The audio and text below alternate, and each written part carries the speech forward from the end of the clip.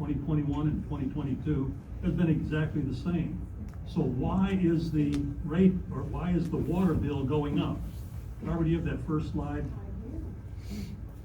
Here's a slide that shows the surface water that was delivered to the utility districts that are receiving surface water from us for the months of May, June, July, August, and September. Now understand that we can only get, by contract, 31 million gallons a day. So in 2021, we weren't using quite all of the 31 million gallons.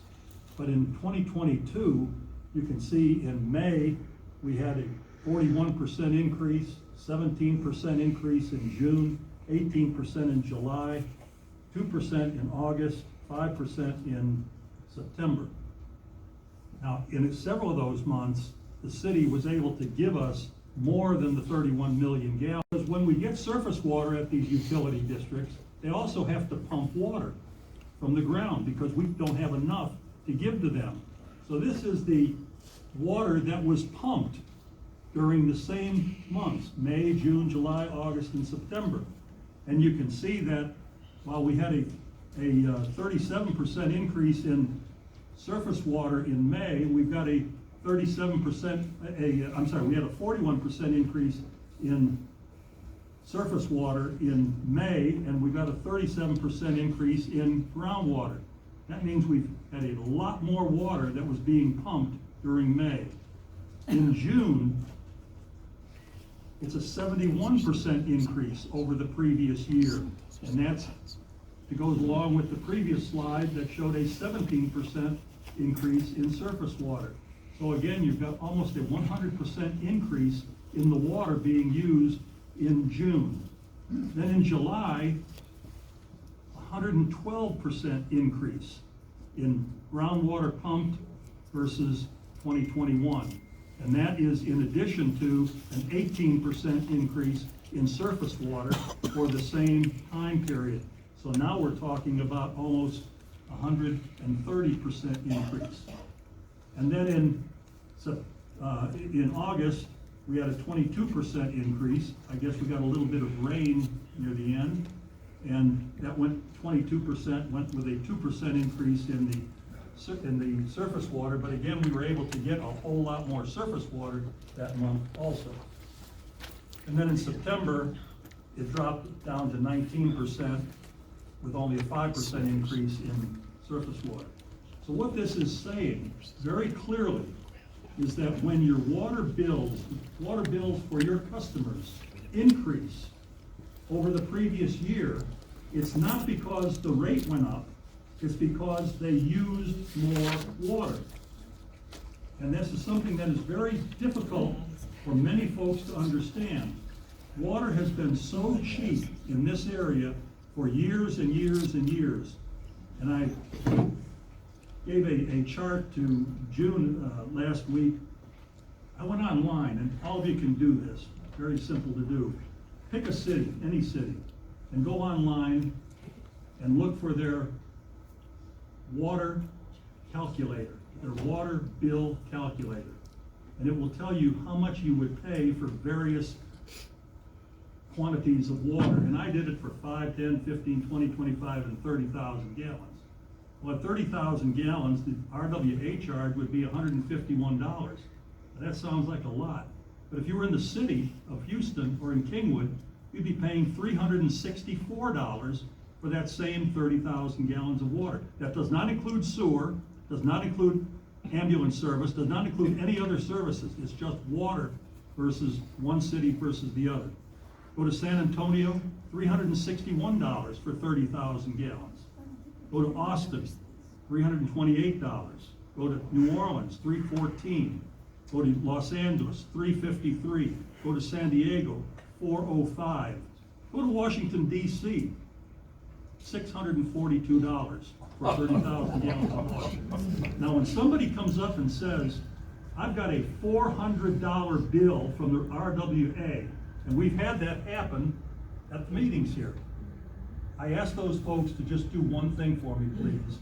Divide 400 by $5 per 1,000 gallons roughly for the surface water. And what do you get? You get 80. That's 80,000 gallons of water being used. If you were to have 80,000 gallons of water in any of these other cities, you would have been paying mega dollars. I didn't go up that high, I just went to 30 because I'll tell you that even during the peak of summer months, when we were not home and I had my sprinkler system on all the time, my water bill was I was only using 17 and 18,000 gallons of water. So, okay, with that, we had a TWCA meeting in Austin, or in San Antonio. Fund is the fund that our insurance for everything that we do here, covering our employees, covering all the work that we're doing and everything else that we're doing. This is the 2022 Outstanding Safety Record and Liability presented to the North Harris County Regional Water Authority. I happened to be there at the time and picked up the trophy, and congratulations to June and all of his folks, because it has nothing to do with the other people sitting at this desk. Really June and everybody else in the organization. Yes.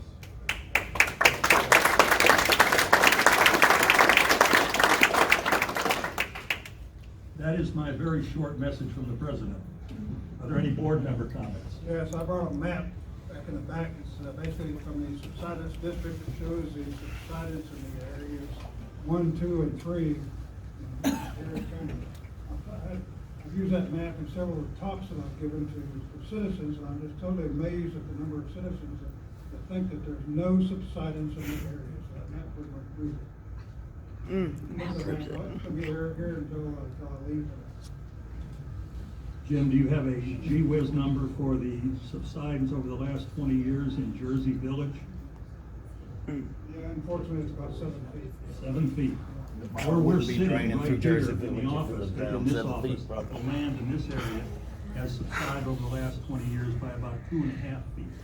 We don't see it, we don't recognize it, but it's a very good point. And Jersey Village is one that really has it. And some of you may have seen in the paper and on, I think with Channel 11 or 13 a week or so ago, talking about spring, Jersey Village, and other places sinking. The ground is sinking because all the water that's being drawn out of the aquifers is causing the land to subside. And as it does, if you happen to be near a fault line or on a fault line, you could in fact see it drop much more on one side of your house than the other, which gives you a cracked foundation. And we've had many of those in our area. Any other board comments? Okay, public comments. I've got 2 people that wanted to say a word. Jerry Homan.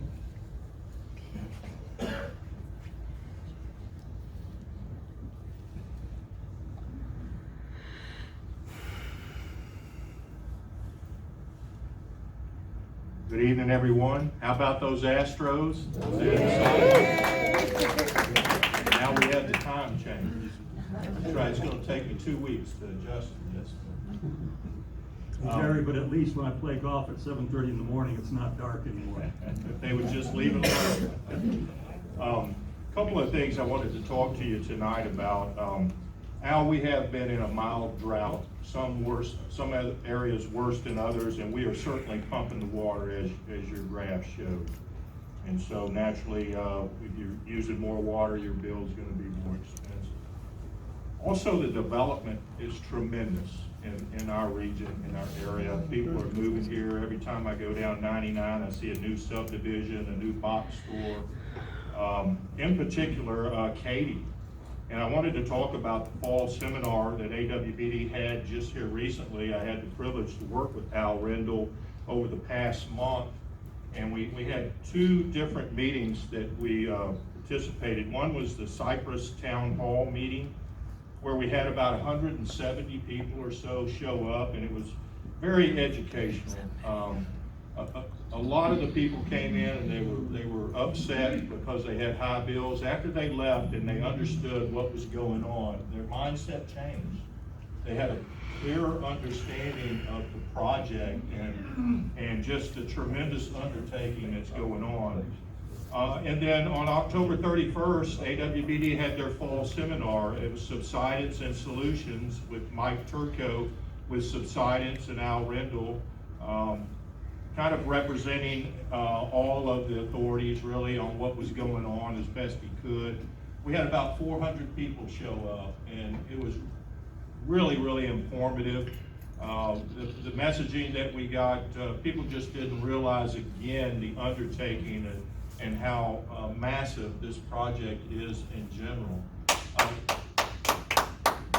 What caught my attention was Katie. We were just talking about subsidence and the development that's going on. And Katie was, when you looked at Mike, who is the general manager of the subsidence district, in his slideshow, you seen red all over Katie, indicating upwards of 3 foot of sinkage in a short period of time.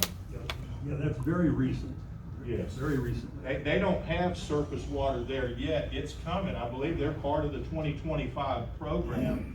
But you had just mentioned spring. I did not read that article, but subsidence is real and it's happening. We don't see it.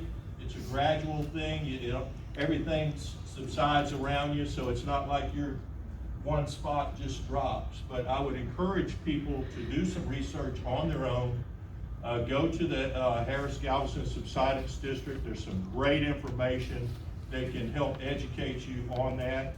And Al, thank you for everything you do. You put a lot of time in. Both of those events were very, very successful. We were able to get to a lot of people, and much appreciated. Thank you all. We got another blue card from Nick Fava. Nick? Of course. You know, I am so glad that Jerry Holman and Al Rendell are good now, thanks to me. They debate all the time, but I'll fix it. Isn't that right, Kelly? Whatever you say, boss. That is exactly correct, and you are right. Well, the reason why I'm here tonight, I want to talk to my fellow directors, to the consultants, the outstanding consultants, not the lawyers, because they do whatever they want to do. If I had to live my life over again, I want to be a lawyer.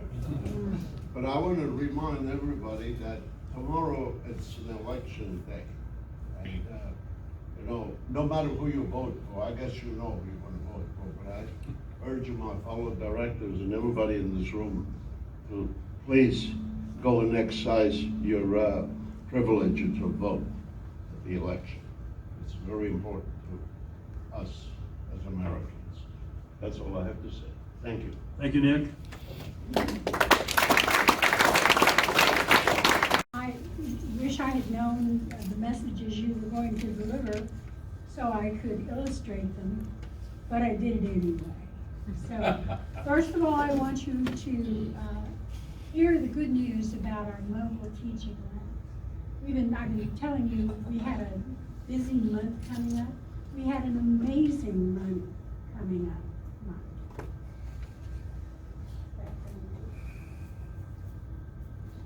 Okay. So we got that fixed. I thought we did too. It worked a minute ago. There you go. Yeah. Anyway, we had, on the Neighbors Night Out, this has gotten to be a really big event in a lot of neighborhoods. And we had just finished retrofitting, repairing, restoring both of our trailers.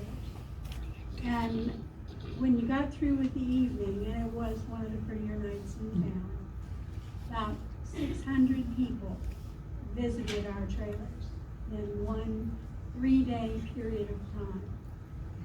So at Rendell, you'll see yourself there with the irrigator attire on at the end. That was Champions HOA. I promise you, every child under the age of 6 was at that event. So, And they all love Erie Irrigator, Oh. as do the adults also, because it has a very good message. Has a very strong message. So the green team was out there, and then on the following Saturday, Harris County 433 is the west district, and they had a huge showing up on that. It was really big. Okay. So now, why won't this work?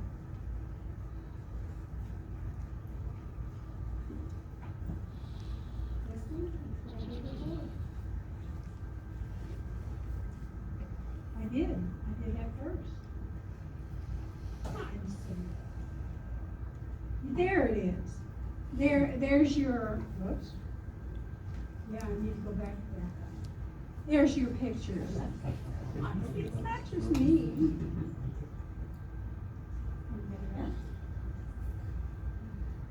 Anyway, those are the pictures of you picking up the award, and to have the speech at AWBD with Turco was amazing. Apparently everyone really enjoyed that.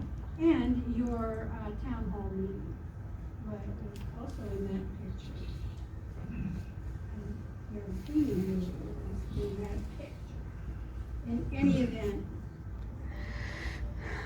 we have, there's your Connections newsletter. There's a lot of those in the back of the room, and I hope that you will pick some up before you go and order. We've got them available to order online, but we'll be happy to deliver some to you for your customers. That's what this publication is for.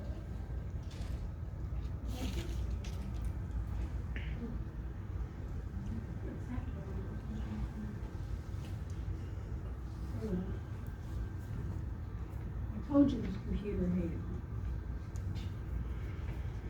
While you're doing that, let me just make a comment about the Erie Irrigator. I'm hearing more and more comments about that.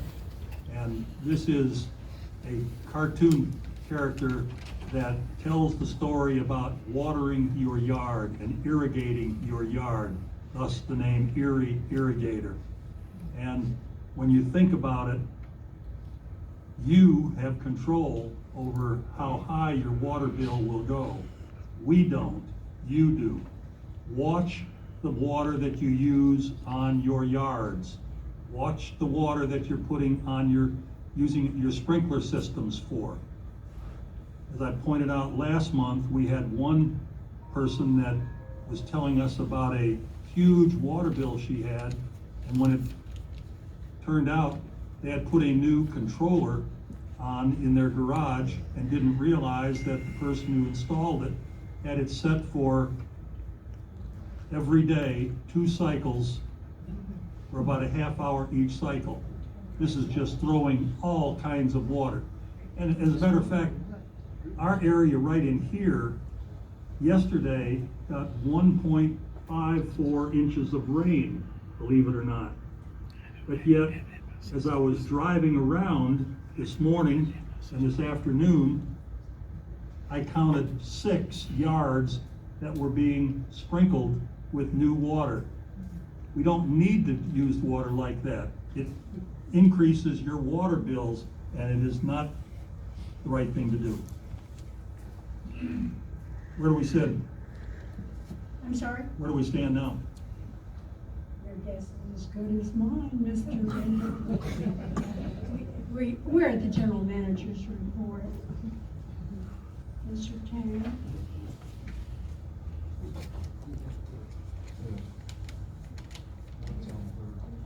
Manager's report later when we have the picture. So Good idea. let's move to the item F, regular. Okay, regular agenda then is the approval of the minutes of the October 3rd regular meeting. Motion. Motion, and a second. Discussion, all in favor? Opposed, motion carries. Finance Director's report, including approved payment of bills and issuance of checks, review budget comparison, and report on status of payments and quarterly pumpage fees. Cindy? Thank you. The financial report is as of September 30th, 2022. Our total enterprise fund balance is $983,921,373.95.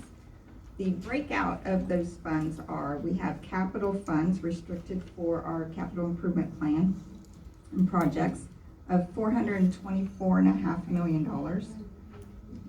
Restricted funds reserved for interest in sinking and debt service reserves, $180.7 million. Coverage and improvement funds, $308.6 million. And our operating funds are at $79.8 million. Your board packet and the meeting packet posted on the website includes all of the detailed reports, the consultant and expense checks, for construction, engineering, acquisition, totaling tonight $13,306,854.84 were presented for your authorization and signature. And I'd like to request approval of the financial report and authorization for payment Have a of the bills. Motion here, and a second here, discussion. All in favor? Opposed? Motion carries. Let's finish up the general manager's action items, and then we'll go back to the engineering report. That's okay. On the general manager's action items, we have to consider an adoption of a 14th supplemental resolution authorizing the issuance of North Harris County Regional Water Authority Senior Lien Revenue Bond Series 2022 pursuant to the financing agreement with the Texas Water Development Board previously approved by the board on August 1st.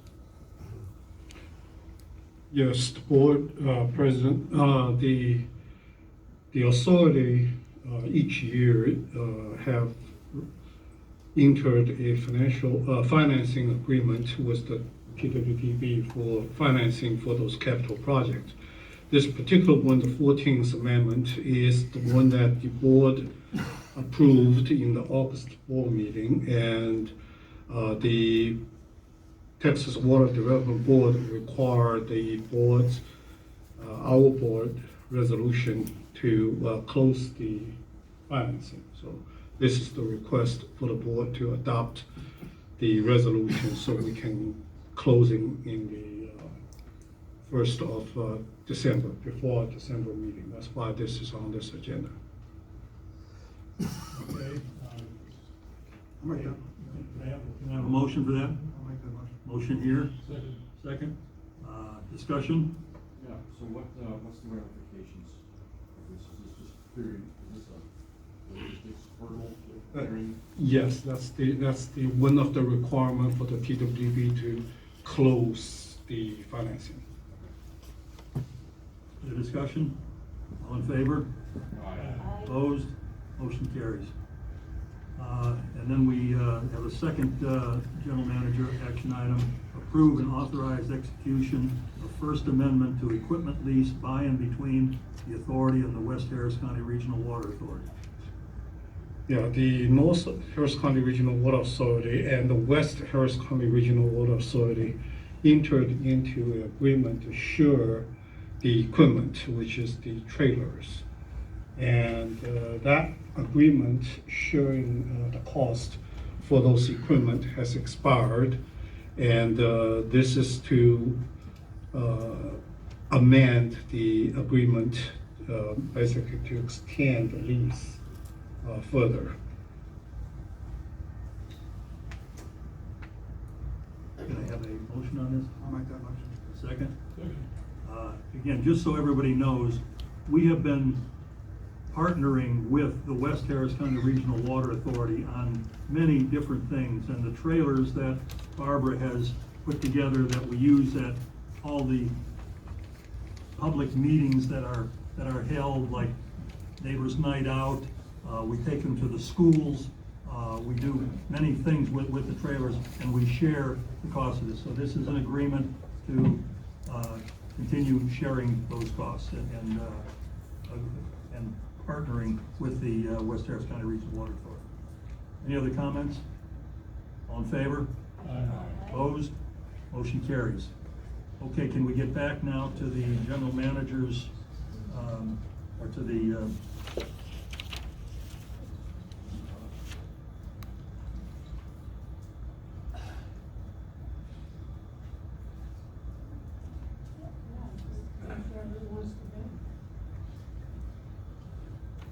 the beginning?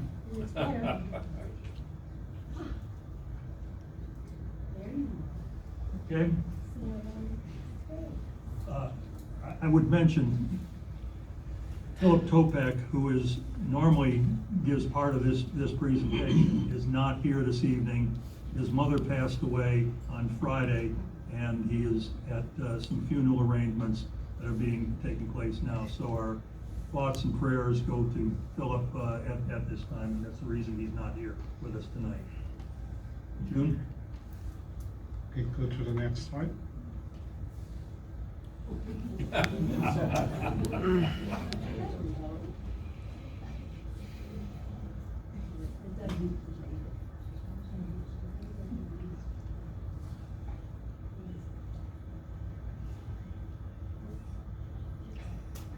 Okay. Let's start there. No. No. No.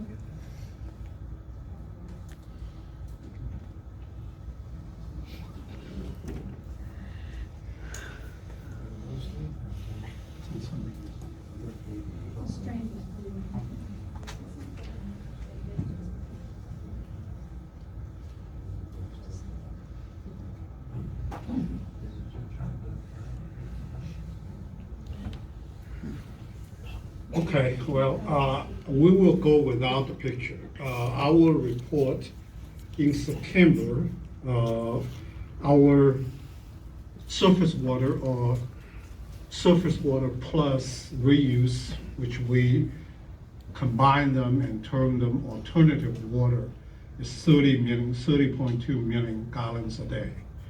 And that equivalent to the conversion of 28.2%. The reason we are using the September rather than October is that the groundwater pumpage figure we will not get from all the mud until mid of the November. So we don't have the October, so we only have there is a month's left. So the September number is 28.2% conversion, which is less than what is required by the subsidence district, 30%. So the point I want to relay to the board is that we, in this year, due to the high usage in groundwater and the restriction by the city for us to use surface water, we will not be able to meet the conversion goal this year. That means that in the end of the November, which is the permitting year, we will have to use our accumulated over-conversion credit in this year to satisfy that requirement. That is something that we prepared for and nothing to be alarmed about. But I do want to let you know that's what we're going to do. Without the over-conversion credit, we will be paying a very high disincentive fee as we have done in 2010. But this time we have accumulated enough over-conversion credit that we will not be paying the disincentive fee. Well, I'm done this, so yeah. Next, what I would like to report is the progress of regional projects. Loose Bayou is done. Northeast transmission line is in progress. There is a section that encountered some construction issues. The city has informed us they will be delayed. Originally was scheduled to complete at the end of this month. Now will be in the April of next year. That means the surface water will not be flowing through that pipe until April of next year. The Northeast Plan expansion project is moving forward.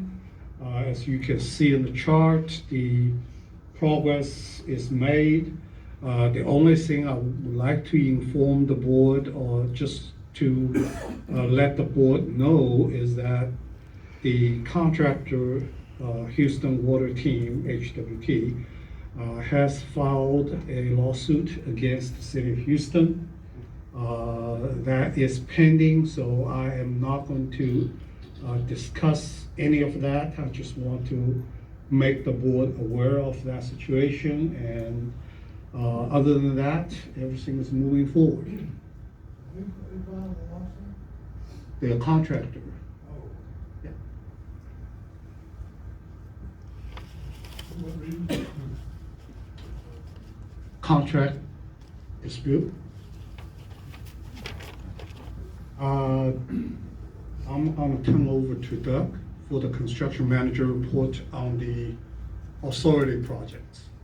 Before you go there, Doug, you did mention that Loose Bayou is now complete, all the pumps working. Yes, sir. This is really big, good news for us, because it means that we now have the capacity of pumping up to 450 million gallons of water a day from the Trinity River into Lake Houston. And this, for the beginning of the year, the first part of the year, we were only able to get about 300 million gallons a day transferred from one river system to another. But that 300 million gallons during the drought that we're going through has kept Lake Houston full. And since Lake Conroe did not have to open the gates to let water into Lake Houston, Lake Conroe has stayed almost at the full level. I think I was told they were down about a foot, maybe a little bit less than a foot. But that is comparing it to 2011, where Lake Houston was down about 13 or 14 feet, and Lake Conroe was down 15 feet or so. We were in really bad shape. So Loose Bayou has been a very good program for us, or a very good project for us, and it's something that everybody should be very proud of, that we've got going, because it means we will have the water we need in Lake Houston to be able to bring the surface water to our area, more than the 31 million gallons we're currently getting. But I think you said April or so of 2023, we should be getting half of the plant open, which means we'll be able to take almost as much water as we need in surface water beginning next April. Is that correct, June? That's correct. Okay. Thank you, Doug. Thank you, Mr. Rendell. So, yeah, Lake Conroe in year 2011 was down 11 feet. 11 feet. I was up working up there at the time when it was that low, and it was a sight to be seen. All right, so I'm gonna be providing the construction report on the 2025 transmission and distribution system that we're currently working on. The report is up through October the 15th. And here, this slide here is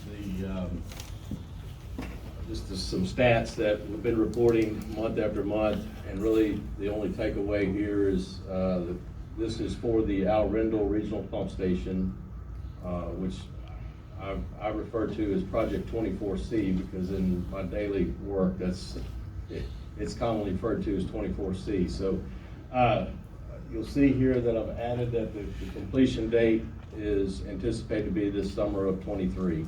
So we're continuing to progress towards that completion date and continue to make good progress. But understand that even without that opening up, when we get more water from the new plant, we'll be able to utilize that water through the Spears Road pump station. Is that not true? That is correct. That is correct. So this slide here, this is an overall aerial of the 249 pump station or 24C project site. You can see that we're continuing to make progress. You can see here the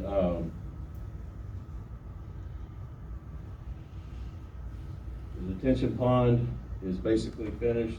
They're putting in some concrete at the bottom of it there. They're continuing to progress with the GST number 2. The scaffolding installation, we'll see a close-up of that here in a minute. You can see back here the pump building and chemical buildings are continuing to progress. So this is GST number 2. You can see that the scaffolding is fully erected, and you can see here that around the perimeter, these are panels that are being poured. Each one of them is dimensionally built for a location that they will be placed around, and the scaffolding will support that as they start constructing the GST.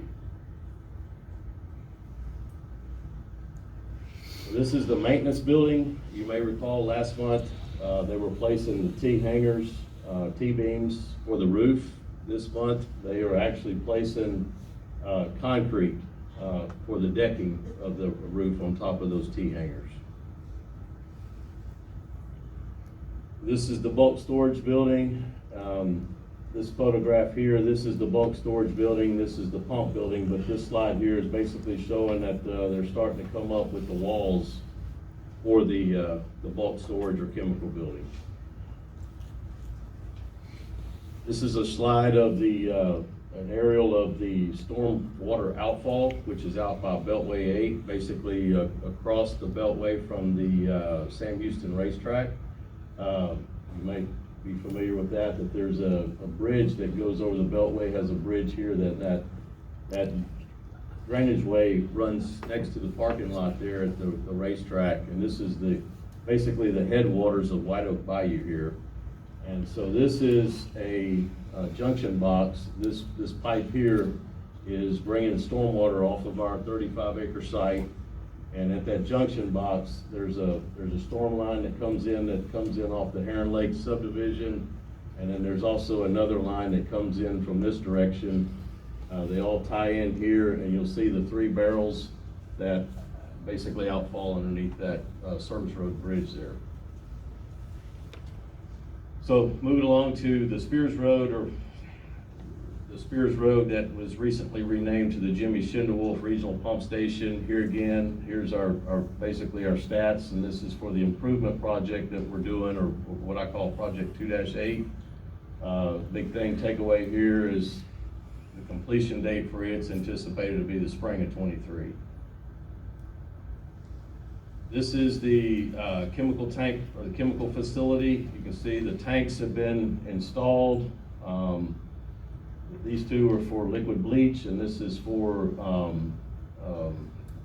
chemical additive that's added to the water as it comes in.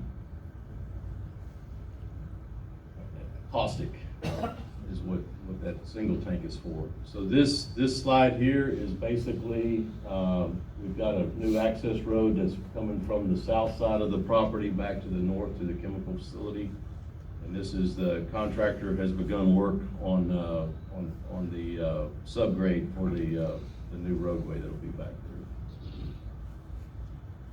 So moving along to the transmission and distribution system, these are basically our linear projects outside the fence. Here, this is the contract amounts compared to the actual amount paid to date or billed to date by the contractors. We're continuing to close the gaps on those projects. Moving along to the 25 series, our transmission system. This is 25A. We've begun and actually completed the tunnel shaft installation for the 249 State Highway 249 tunnel crossing. This is a roughly 1,000-foot long tunnel that's got some curvature that will be crossing the interchange of State Highway 249 there at Beltway 8. We're going to go railroad too, don't we? That's a separate tunnel. We have completed that tunnel, and contractors pulling that tunneling machine out and putting it over into this tunnel. So it's 2 separate tunnels, but yes, we have completed that tunnel. So this is moving along to Project 25C. This is a tunnel underneath Greens Bayou. This is what, we've got two crossings of Greens Bayou on our project 25C. This is the westernmost tunnel. You may recall last month I had some slides of or photos of the shaft. And as it was being completed, this is at the bottom of that shaft, and they now have started work on the tunnel. And so you can see as of last week, they're about 175 feet into the tunnel, and it's about a 500-foot tunnel across the bayou. This is project 25D. They continue to work on the installation of the 84-inch butterfly valves, as well as wrapping up the open cut installation of the 84-inch pipe. This photo is still on 25D. This is the actual meter station where we're metering the water coming in from the city. Contractor is working on installing concrete pads and duct bank installation. This is project 25E. This is the connecting, the line that connects the 84 transmission line to our Jimmy Schindelwolf existing pump station to bring that water in that Mr. Rendell was talking about. So there's a tunnel crossing under Greens Bayou on this project as well. It's a much smaller tunnel. It's a 36-inch pipe as opposed to a 84, but the contractor has completed threading all the pipe into that tunnel. Okay, moving along to our distribution projects, the 28 series loop. This is 28G. This is pavement restoration work along Gessner, basically. This is along the Pentel driveway that goes in off of Gessner to our pump station here in the background. But basically, so they're working on all the pavement of the roadway is in place. They're working on placing the sidewalks, and the contractor will have the roadway back open to the traveling public on or before November 18th. This is the Emerald Forest water plants number 2 and 3. All of the site restoration is complete. The district has started their process of converting their disinfection over. They've gone over from a gas chlorine to a liquid bleach, and then in the next few days or week they should be adding the ammonia or LAS. And once they get all their bugs worked out in that conversion, then the plan is to start delivering surface water to them. That's my report. If you have any questions. Board members have any questions? Very good report. Thank you. Thank you very much. Okay, the only items left on the agenda, since we've jumped around a little bit, is we have a meeting. We have a meeting that will be held on November 21st. The first part of the meeting, or the first meeting, will be the canvassing meeting, where we will look at the results of the director's election and certify those results. Immediately following that meeting, we will have our budget and capital improvement plan workshop. This is a time when we will go through line by line of the 2023 capital budget and capital projects that will be needed to be taken. So that will be following the canvassing meeting. And then the next regular meeting will be December 5th, 2022 at 6 p.m. I should have pointed out that the canvassing meeting is at 6 o'clock, and we listed the workshop at 6:15 or whenever we're finished with the canvassing meeting. Are there any public comments at this time? Seeing none, meeting is adjourned. Thank you very much. That was fast.